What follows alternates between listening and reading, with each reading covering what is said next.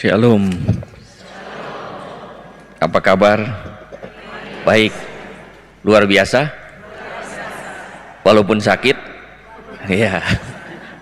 Luar biasa, karena kesempatan rahmat kita bisa bertemu dalam perayaan Ekaristi hari ini, dan kita berharap mendapat rahmat yang istimewa dari Allah juga. Saudara-saudari yang terkasih, saat ini banyak orang yang sakit. Bisa jadi semua orang itu sakit. Jangan membayangkan bahwa yang sedang berdiri berkhotbah juga sehat. Bisa jadi sakit. Ya. Karena semua orang mengalami sakit.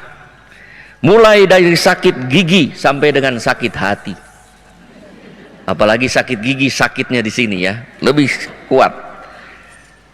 Bahkan mulai dari sakit badan sampai sakit jiwa, sampai hidup dalam dosa.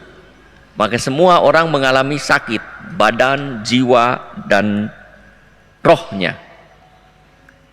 Sewaktu membaca judul poster misa dan adorasi penyembuhan, apa yang ada pada benak dan harapan kita atau saudara-saudari, hingga saudara-saudari tergerak untuk mendaftarkan dan ikut hadir dalam perayaan Ekaristi ini? Apakah saudara-saudari mau sembuh? Mau. Kata Yesus, jadilah sembuh. Asal mau dan percaya, sembuh. Ya. Masalahnya adalah kadang-kadang kita terbebani oleh banyak hal yang membuat kita sulit untuk sembuh. Bacaan pertama hari ini mengajak kita, mari kita tanggalkan semua beban dan dosa yang begitu merintangi kita. Beban apa? Dosa apa yang sesungguhnya menjadi rintangan bagi kita untuk bertemu dengan Tuhan, untuk mengalami kelegaan, untuk mengalami kesembuhan? Ada sesuatu yang mengganggu dan mengganjal kita hingga kita tidak berhasil mengalami kesembuhan. Penyembuhan adalah efek dari iman dan perjumpaan dengan Tuhan. Maka yang jauh lebih penting adalah berjumpa dengan Tuhan. Sembuh itu efeknya. Sukacita karena perjumpaan dengan Tuhan jauh lebih penting dari kesembuhan yang kita alami. Ada beberapa orang yang dipanggil untuk menderita sebagai suatu kesaksian hidup bagi orang lain, sehingga orang berkata, luar biasa orang ini, sekalipun sakit, menderita, hidupnya ada dalam sukacita karena Tuhan menyertainya. Orang ini pun dipakai oleh Tuhan dalam keadaan sakitnya untuk mewartakan Injil kabar baik. Saudara-saudari yang terkasih, banyak orang pergi ke tempat kudus, berziarah ke situs sakral, berdoa di gereja, melakukan devosi, serta menghadiri Ekaristi dan menyambut komuni dengan berbagai motivasi dan intensi. Juga datang secara khusus hadir ke Cikanyere untuk meminta rahmat khusus. Tetapi semua orang yang datang kemana-mana itu, tidak semuanya mengalami perubahan hidup yang berarti, mengalami kesembuhan dan jiwa dan raga. Tidak semua. Tak semua orang yang merasa dekat dengan Tuhan mengalami peningkatan kualitas hidup, terkabul doanya, dan mendapat mujizat seperti yang diharapkannya. Hanya mereka, saudara-saudari, yang berada dekat dengan Tuhan dengan disposisi batin penuh iman dan intensi penuh harapan, baik dilakukan secara publik terbuka seperti sekarang ini maupun secara privat, akan mengalami perubahan hidup, memperoleh berkat dan mendapat mujizat. Bacaan Injil hari ini yang tidak dipilih secara khusus tapi memang dibacakan di seluruh dunia, kisah Yairus yang secara publik dengan imannya memohon mujizat akan kesembuhan anaknya, dan kisah wanita yang sakit pendarahan yang secara privat mengharapkan secara diam-diam mengharapkan mujizat kesembuhan untuk dirinya, mengajak kita bukan sekedar berada di sekitar Yesus, berdoa dan beradorasi di gereja, ikut perayaan Ekaristi, menyambut komuni, tetapi mendekati Yesus dengan penuh iman dan disposisi penuh harapan, hingga apa yang diinginkan dari Yesus dikabulkan. Saudara-saudari yang terkasih, dalam setiap misa ada banyak intensi yang dibacakan. Kita pun berdoa di dalam hati untuk wujud tertentu. Intensinya juga lain-lain, tapi itu adalah harapan yang digantungkan pada Tuhan, agar Tuhan berkenan untuk mengabulkannya. Mulai dari sakit, mulai dari mendoakan orang meninggal, sampai dengan mendoakan hal-hal yang kalau kedengaran dengan telinga agak aneh, tapi itulah doa dan harapan kita semua. Ada orang minta jodoh, ada orang minta rumahnya dijual, ada orang yang juga minta ternaknya berkembang, lain-lain. Ada juga orang yang mengawinkan anjingnya, ada juga. Tapi itu intensi dan doa yang diharapkan, yang diminta kepada Tuhan. Sampai ada orang juga yang berdoa untuk anjingnya yang sakit sekarat. Bagaimana ini didoakan? Kalau dibacakan banyak reaksi. Sebut saja namanya. Kebetulan namanya seperti nama orang, Sweetie and Pretty. Orang pikir manusia, tapi Tuhan tahu siapa yang didoakan, anjing. Dan luar biasa, sembuh anjing itu. Ya, jangankan orang, anjing saja diperhatikan oleh Tuhan, maka apalagi saudara-saudari yang berharap kepada Tuhan akan kesembuhan. Masa Tuhan tidak memperhatikan? Coba, anjing yang sekarat, keracunan, sembuh, coba. Ya, apalagi saudara-saudari yang lebih berharga lagi di mata Tuhan. Jadi ada banyak ya dari doa. Maka doa baik, doa itu ya baik diungkapkan secara publik seperti Yairus. Tuhan, datang, anakku sakit, hampir mati. Atau diam-diam orang yang sakit pendarahan itu tidak bilang-bilang dia sakit, tapi dalam hati Tuhan mendengar, baik yang diucapkan keras-keras maupun yang tersimpan dalam hati, atau bahkan dirinya sendiri tidak tahu sakit tapi ingin sembuh. Iya, ada yang tidak tahu sakitnya itu apa gitu. Maka tidak semua juga yang diintensikan doanya terkabul dan harapan dipenuhi. Mengapa doa tidak terkabul? Yakobus menulis di dalam Yakobus 4:2-3. Kamu tidak memperoleh apa-apa karena kamu tidak berdoa. Jadi bisa jadi sekarang kita minta sembuh, kita tidak berdoa. Atau kalau kita berdoa, kata Yakobus, atau kamu berdoa juga tetapi kamu tidak menerima apa-apa karena kamu salah berdoa.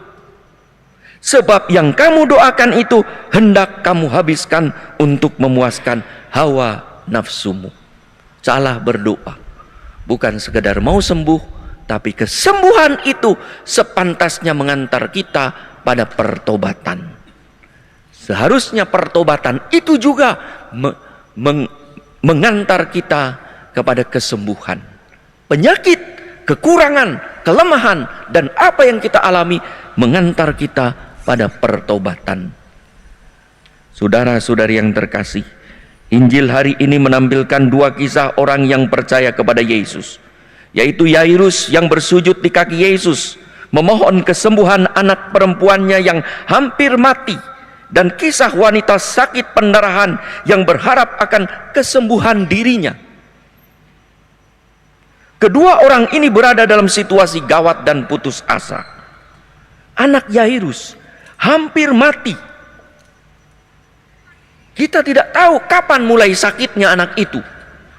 Bisa jadi selama hidupnya 12 tahun. Dan wanita yang sakit pendarahan ini berapa lama? 12 tahun juga. Artinya sepanjang hari, sepanjang bulan, dan sepanjang tahun orang itu dalam keadaan sakit. Maka dalam keadaan putus asa yang luar biasa, harapannya satu-satunya adalah pada Yesus. Satu-satu harapan setelah upaya manusiawi tak berhasil adalah kuasa ilahi dalam diri Yesus. Yairus menyatakan imannya secara terbuka, sedangkan si wanita menunjukkan imannya diam-diam, malu-malu, takut. Karena orang yang sakit pendarahan pada zaman itu najis, kotor, tidak boleh masuk dalam rumah ibadat. Maka diam-diam dia mendekati Yesus. Tapi intensinya luar biasa, keinginannya hebat, kerinduan bertemu Yesus mendorongnya untuk datang kepada Yesus. Yairus itu seorang yang terhormat diakui publik, bahkan selalu berada di rumah ibadat, pemimpin rumah ibadat, pasti duduk di depan, terhormat, kelihatan setiap orang, karena ia adalah kepalanya. Tapi ia dengan rendah hati datang tersungkur kepada Yesus, memohon rahmat untuk anaknya. Sedangkan wanita itu adalah seorang anonim, tak dikenal, dan karena penyakitnya tak boleh sekali lagi berada di dalam rumah ibadat, apalagi masuk. Yairus memohon untuk orang lain, bukan untuk dirinya sendiri. Sedangkan wanita itu minta untuk dirinya sendiri. Maka mau orang terhormat, mau orang biasa, mau orang istimewa, maupun orang yang tidak diduga, tidak diperhitungkan, Allah memperhatikan, tidak ditentukan. Mau kesembuhannya untuk diri sendiri atau kesembuhannya untuk orang lain, Allah akan memperhatikan. Maka bagi saudara-saudari yang sehat hadir di sini, meminta kesembuhan untuk orang saudara-saudari yang kita cintai, doakan, bawa seperti Yairus.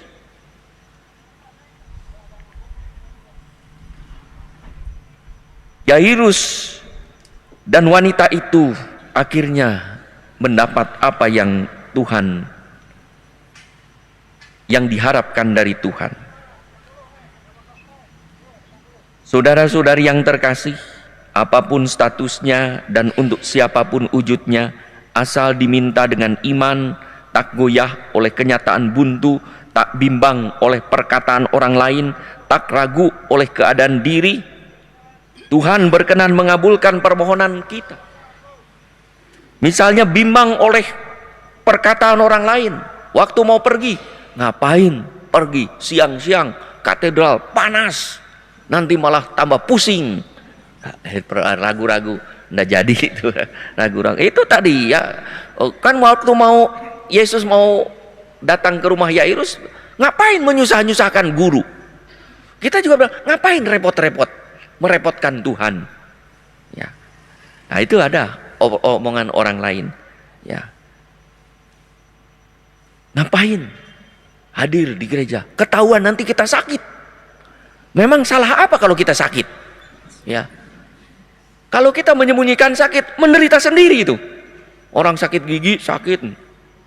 Gimana, mau makan? Enggak, terima kasih. Sakit gigi. Ya.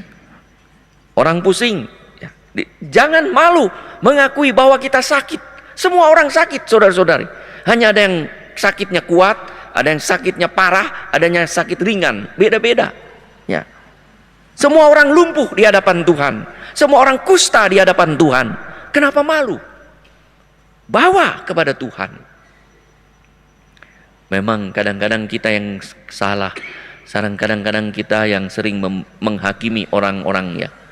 Ini begini, ini begitu, sehingga melemahkan orang saudara-saudari kita yang sakit, yang sedang berjuang untuk sembuh atau memberi kesaksian pada Tuhan dalam keadaan sakitnya.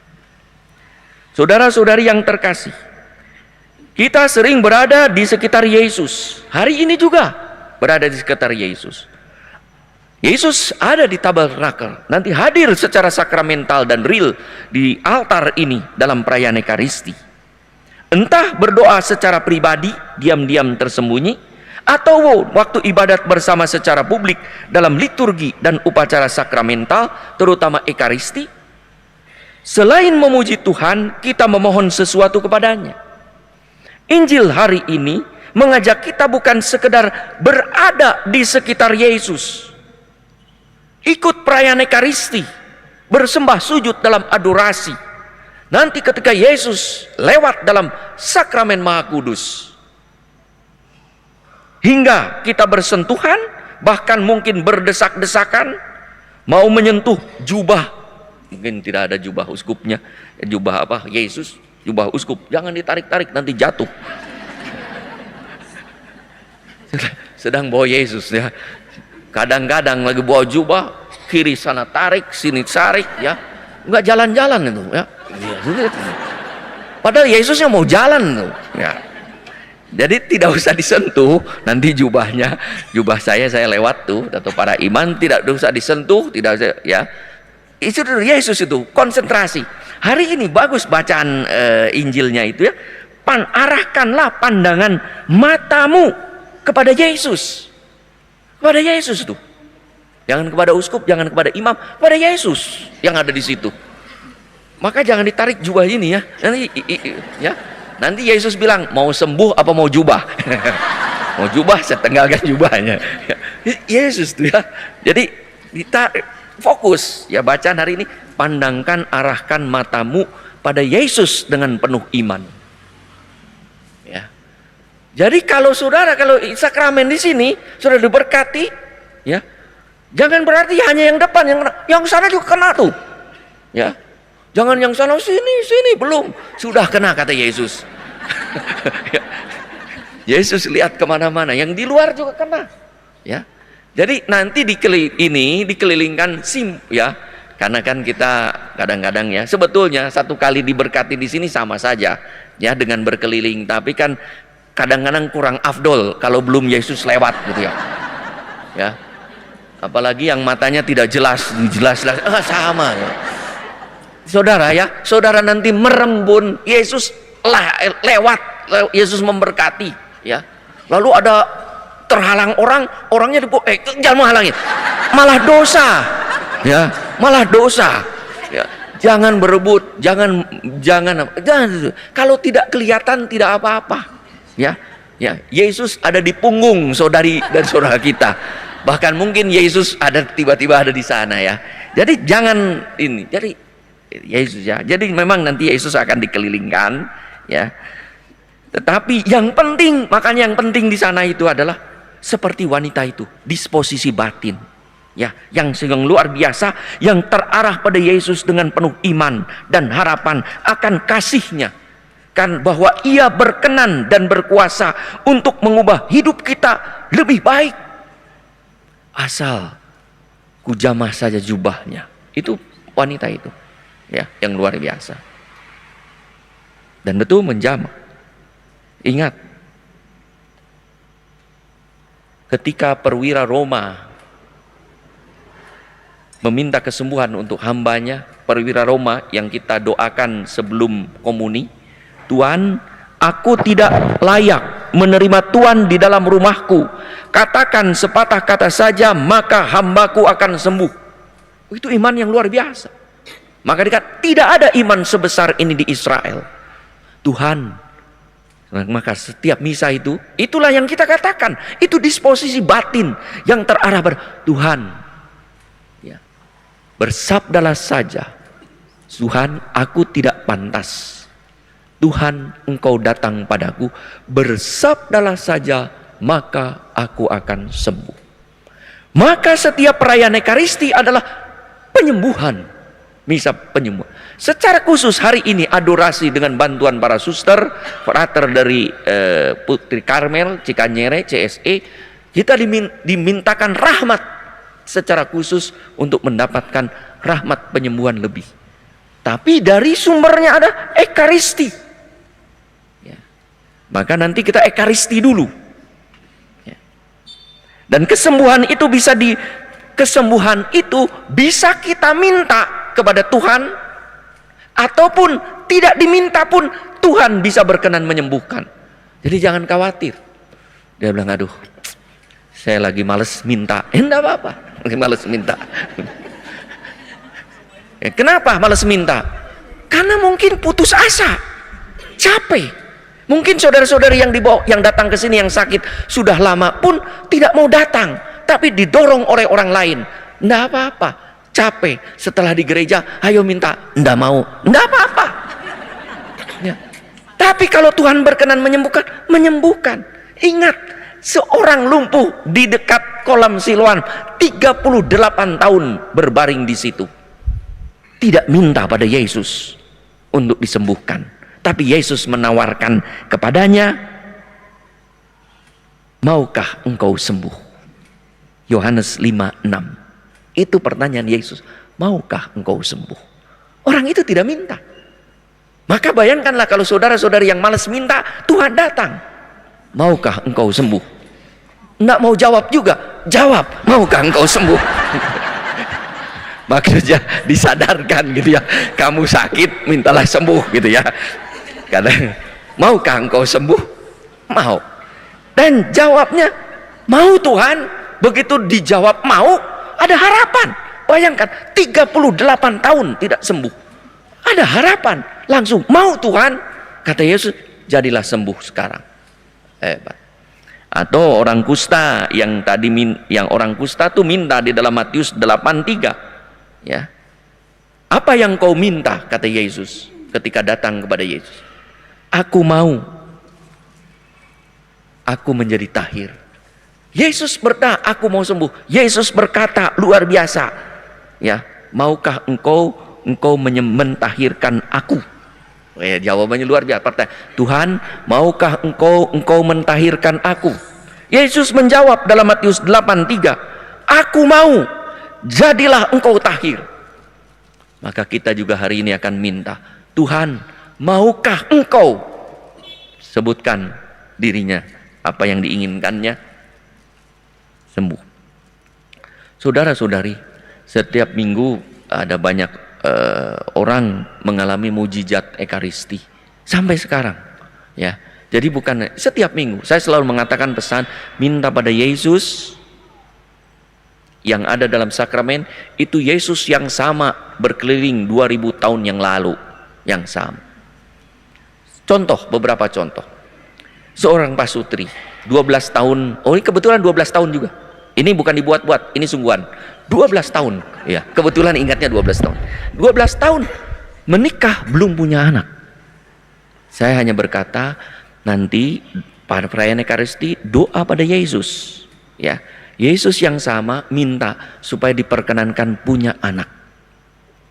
Tahun depannya sudah menggendong anak. Ajaib. Ada orang yang jantungnya penuh penyumbatan, ya.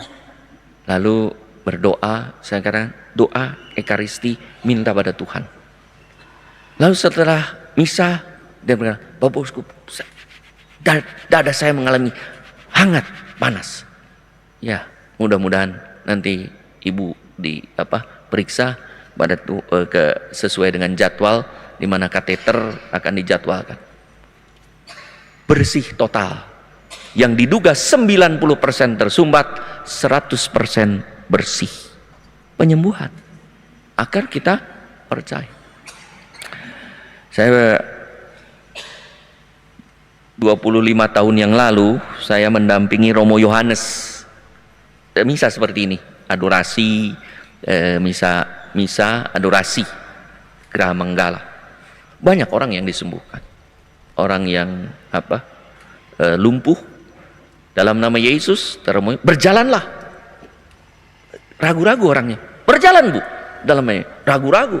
Orang biasanya di kursi roda suruh jalan. Mungkin dia bilang, "Iya, jalan."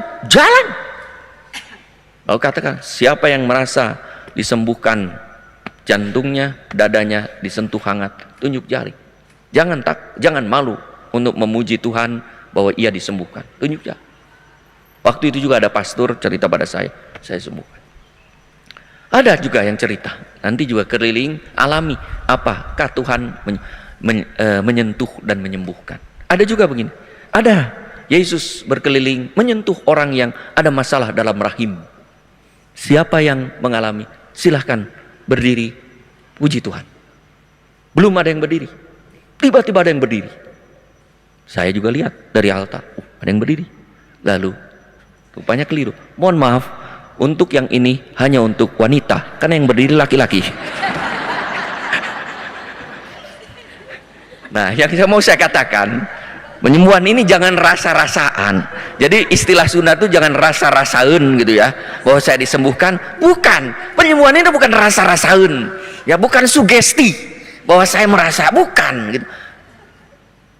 Sabdanya itu didengarkan gitu ya. Jangan orang rahim kok laki-laki memang ada rahim. Ya, jadi apa yang saya intensikan untuk sembuh, ya, jangan yang tidak gitu ya. Jadi yang ada, yang konkret. Jadi mohonkan sesuatu kepada Tuhan yang konkret, saudara-saudara, ya, yang konkret, dan juga rasa-rasa sepertinya saya sembuh, bukan sepertinya sembuh gitu ya. Jadi apa yang Tuhan lakukan kepada kita dalam karya itu, nah itu yang kita alami dan kita coba rasakan betul.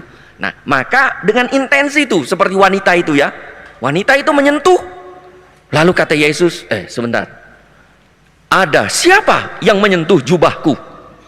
Ya, maka nanti kalau ada yang menyentuh jubahku, saya tanya, siapa yang menyentuh jubahku? Kata Yesus, itu sebetulnya bahasa itu ya, itu bukan bahasa bahwa yang sungguh menyentuh. Banyak orang yang menyentuh, betul kan? Bukan soal menyentuh, dengan intensi. Siapa yang memohon dengan kuasa iman sehingga kuasa ilahi keluar dari diriku? Lalu kan tahu kan, murid-muridnya juga berkata, semua orang menyentuh jubahmu, bahkan bukan menyentuh, berdesak-desakan. Kau bilang menyentuh, tidak, ada satu orang yang lain, dan dia tahu, langsung tersungkur di depannya karena mengalami mujizat. Nah, nanti juga itu dengan intensi yang sekuat seperti itu. Saudara-saudari yang terkasih, sudah kepanjangannya ini, orang-orang sudah menantikan mohon kesembuhannya, kita selesaikan. Saya ini homili khusus, biasanya 10 menit nih, tapi hari ini khusus biar kelihatan lelah dulu gitu. Tidak dapat berkat dari Tuhan. Nah, Yesus hadir sekali lagi saudara-saudari secara sakramental dalam perayaan Ekaristi. Yesus dalam ruka Ekaristi Kudus, tubuh Kristus akan berkeliling nanti ya, mengunjungi kita semua. Tadi saya ditanya, Bapak Uskup, nanti yang akan membawa sakramen Bapak Uskup atau membantu? Sejak 2 minggu yang lalu saya sudah ditanya. Ya, iya, dipikir saya tidak kuat apa? Nah, ya, mau kecil juga kalau memanggul Yesus siap saya. Jadi ini kan Yesus ya, dipikir orang ini angkat besi, ini Yesus. Ini bukan beban, ini rahmat. Jadi saya bilang, tidak, saya yang nanti akan keliling membawa sakramen Maha Kudus. Jadi itu bukan, itu sukacita itu ya, membawa Tuhan gitu ya, berkat gitu ya. Bahkan mungkin saya harus berkata, Tuhan, apakah saya layak membawamu? Jadi nanti lihat ya, kalau Yesusnya terbang berarti dia ingin terbang. Jadi nanti akan berkeliling ya, didampingi para romo ya. Jadi nah, sekalipun tidak menyentuh jubah-jubahnya, kita akan diberi anugerah untuk menyentuh dan menyentuh dan menyentuh dan menyantap. Dan yang luar biasa di dalam gereja Katolik ini adalah kita punya perayaan Ekaristi. Dan mereka yang sudah komuni luar biasa lagi mendapat rahmat yang sungguh. Malaikat saja iri hati. Betul. Malaikat tuh iri hati. Ya. Seandainya, ya, kata Yohanes Kolbe dan Santa Faustina, seandainya malaikat boleh iri hati, tapi malaikat tidak iri hati. Iya, memang malaikat tidak ada yang iri hati. Ya. Seandainya boleh iri hati, ia akan iri hati pada manusia. Satu, karena manusia boleh menyambut komuni, malaikat tidak. Ya, hanya itu. Kenapa? Itu tubuh Kristus, Tuhan yang disembah para malaikat juga. Bayangkan saudara-saudari, kita nanti komuni sebelum Yesus berkeliling itu dalam sakramen Maha Kudus, kita bukan hanya menyentuh jumbai jubahnya, memegang tubuhnya. Luar biasa tidak?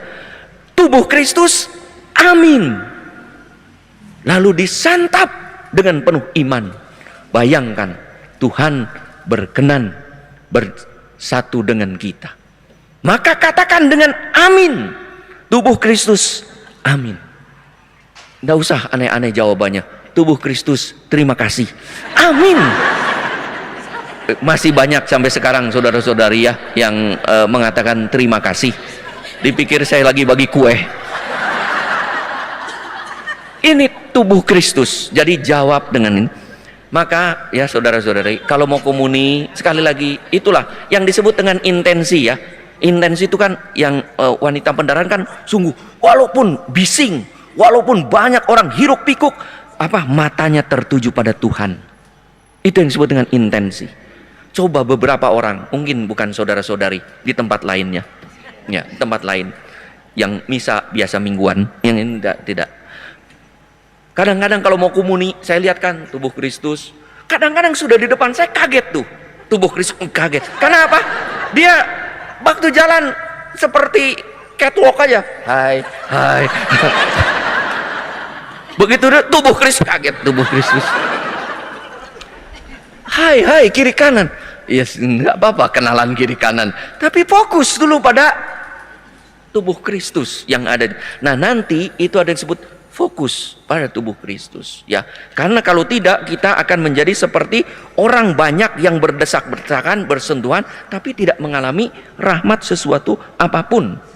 Maka dari itu saudara-saudari, sekali lagi saudara-saudari sudah menyantap, memegang tubuh Kristus itu. Memang ini untuk yang Katolik ya. Bagi yang tidak Katolik nanti cukup menyilangkan badan, nanti saya berkati ya, saya doakan Tuhan melampaui segala rahmat. Saudara-saudari pun yang tidak komuni mendapat rahmat yang Tuhan berikan ya, yang Tuhan idamkan. Hanya yang komuni memang mendapat istimewa khusus bersentuhan dengan Tuhan secara konkret, Tuhan yang sama. Maka tak usah berebut untuk mendekati sakramen dan menyentuhnya. Sekali lagi, saya di sini, orang sana berteriak, sini Bapak Uskup, sini. Yesus berkata, diam. Nanti tambah keras lagi. Oh, sini. Yesus akan berteriak, enyahlah iblis. Mengganggu saya. Jadi terus ya. Jadi tidak heboh, gitu ya. Jadi tenang, damai. Jadi sesuatu yang berasal dari Roh Kudus itu biasanya damai, tenang, ya. Jadi kusyuk, ya. Yang lebih penting lagi bukan sentuhan fisik, tetapi sentuhan iman. Dengan kuasanya Yesus akan menyembuhkan mereka yang dengan intensi kuat sungguh percaya dan berharap pada Tuhan. Mari kita siapkan hati kita dan kita syukuri peristiwa hari ini.